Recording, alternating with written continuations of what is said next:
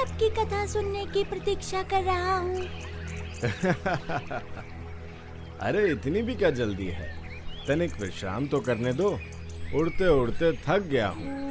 हाँ, तो सुनाइए ना। जब कभी भी धरती पर पाप ने जन्म लिया और अपने अत्याचार से हर जगह त्राही त्राही फैलाकर सभी जीव जंतु को क्षतिग्रस्त कर दिया, तब उस अंधकार को दूर करने के लिए प्रभु ने धरती पर अवतार लिया और पाप का संहार करके सबकी पीड़ा को हर लिया।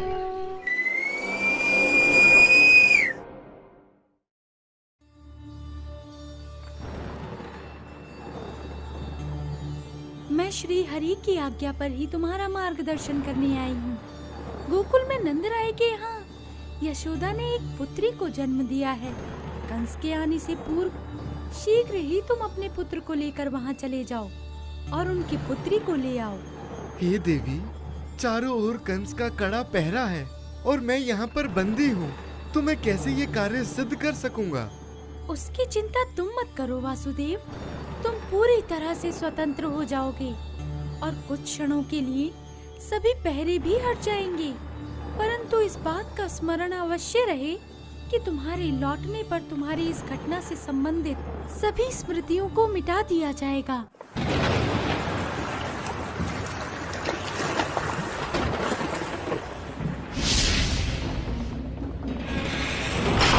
लगता है सही समय आ गया है।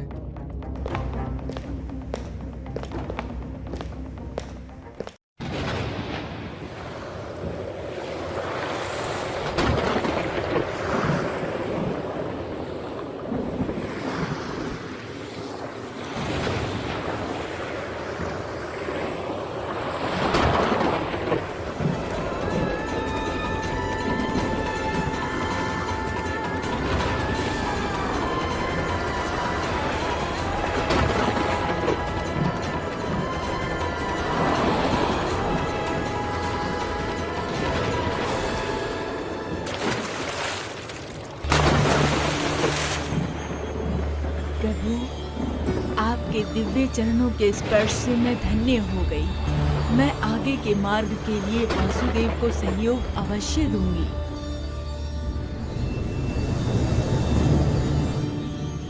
हे प्रभु, आपकी इस लीला में मैं आपको कोई कष्ट पहुंचने नहीं देना चाहता हूँ, इसलिए मुझे आज्ञा दें कि वर्षा में भीगने से मैं आपकी सुरक्षा कर सकूं। जैसी आपकी इच्छा, किंतु इस बात का ध्यान अवश्य रखें कि वासुदेव को आपकी उपस्थिति का तनिक भी आभास ना हो। अवश्य प्रभु।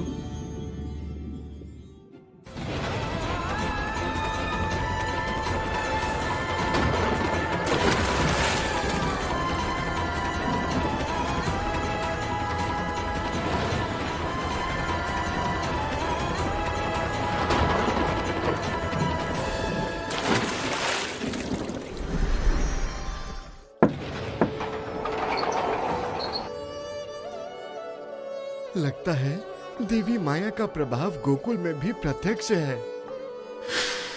हे देवी, मुझे क्षमा करना, पर संसार के कल्याण के लिए मुझे ये कार्य सिद्ध करना ही होगा। पुत्र, अपना ध्यान रखना।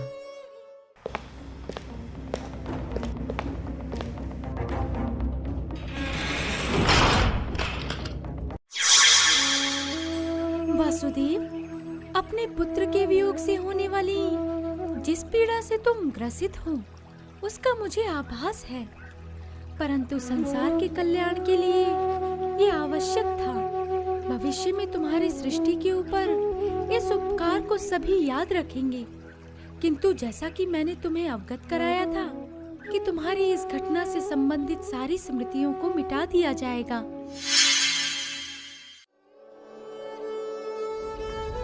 लगता है देवकी और वासुदेव की 8वीं संतान ने जन्म ले लिया है।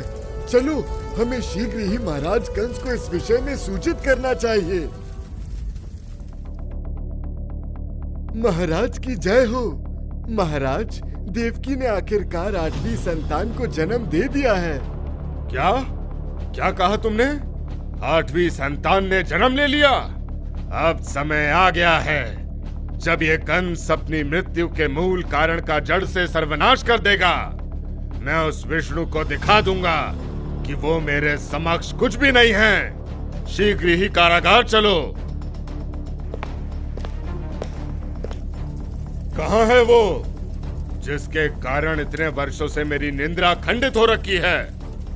आज मैं अपनी मृत्यु करके सदा के लिए अजय और अमर हो जाऊंगा। कहाँ है वो विष्णु का अवतार? भैया कृपया इसे छोड़ दें। आपकी मृत्यु तो 8वें पुत्र से होने वाली थी ना। मैंने तो एक पुत्री को जन्म दिया है भैया। पुत्री? ऐसा कैसे हो सकता है? आकाशवाणी तो पुत्र की हुई थी। अवश्य ही तुम लोग मुझसे असत्य कह रहे हो। वासुदेव, तुम बताओ। तुम हमेशा से ही सत्यवादी रहे हो। बताओ सत्य क्या है? कंस, देवकी सत्य ही कह रही है। पुत्री से तुम्हें कोई हानि नहीं है, इसलिए तुम निश्चिंत हो जाओ। क्या तुम्हें ये कंस मूर्ख लगता है जो तुम्हारी बातों को सच मानकर चला जाएगा? मुझे ज्ञात है कि विष्णु बहुत चतुर है। उसने पूर्व में भी छल से असुरों का वध करा है। उसने इस बार भी कोई ना कोई षड्यंत्र अवश्य रचा होगा। विष्णु, तू मुझसे आज नहीं बच सकता। मुझे पता है कि तू आसपास ही है और मेरा उपहास कर रहा है। तू अवश्य ही मेरे से भयभीत हो गया है। तेरे में इतना साहस ही नहीं कि मेरे सामने आकर इस महाबली, इस महाप्रतापी कंस को चुनौती दे सके।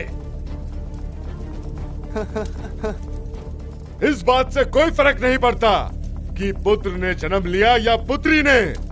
मैं इसका सभी की तरह अंत कर दूंगा। लाओ, इसे तुरंत मुझे सौंप दो। कंस, ऐसी मूर्खता मत करो। क्या तुम्हें लगता है कि एक कन्या तुम्हारा वध कर सकेगी? इतने पापों की श्रृंखला में एक और घनघोर पाप को सम्मिलित मत करो। तुम चुप रहो वासुदेव। मैं विष्णु के षड्यंत्रों से भली भांति परिचित हूँ। मैं किसी भी प्रकार की शंका को जीवित नहीं रहने दूंगा। ये 8वीं संतान है। यही पर्याप्त कारण है इसके वध का।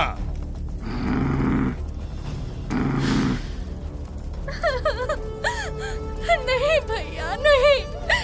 कृपया उसे छोड़ दीजिए भैया।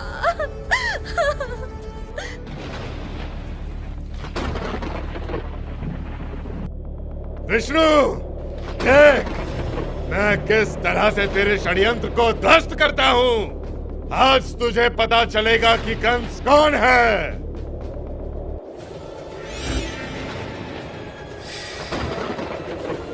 मूर्ख कंस, अपने पापों के घड़े को तू इतना भी मत भर कि जब ये फूटे तो तेरा सर्वनाश हो जाए। मंद बुद्धि दुष्ट, व्यर्थ ही तू देवकी को इतना कष्ट दे रहा है। तेरा काल तो पहले से ही जन्म ले चुका है। अब जल्द ही तेरे अत्याचारों से संसार को मुक्ति मिलेगी। विष्णु फिर से छल कर गया। और उसे क्या लगता है कि वो मेरे से बच जाएगा? कंस के हाथों से आज तक कोई भी नहीं बच सका है।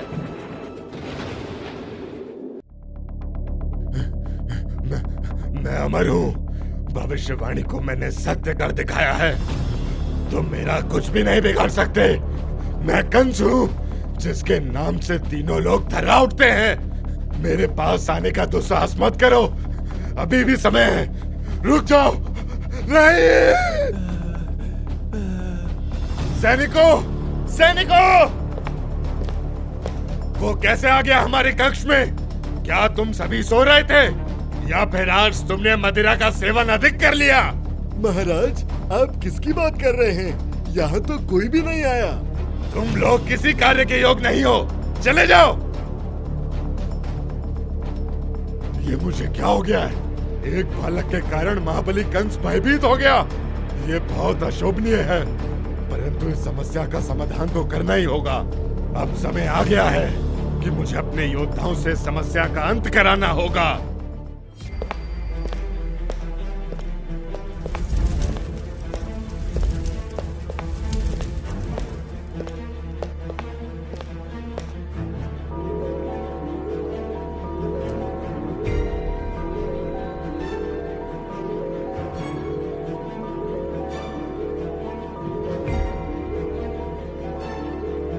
विष्णु की चतुराई का जवाब देने के लिए, अपने काल का अंत करने के लिए, स्वयं को अजय रखने के लिए ये सब आवश्यक हो गया है। पूतना, हमारे समक्ष शीघ्र ही उपस्थित हो।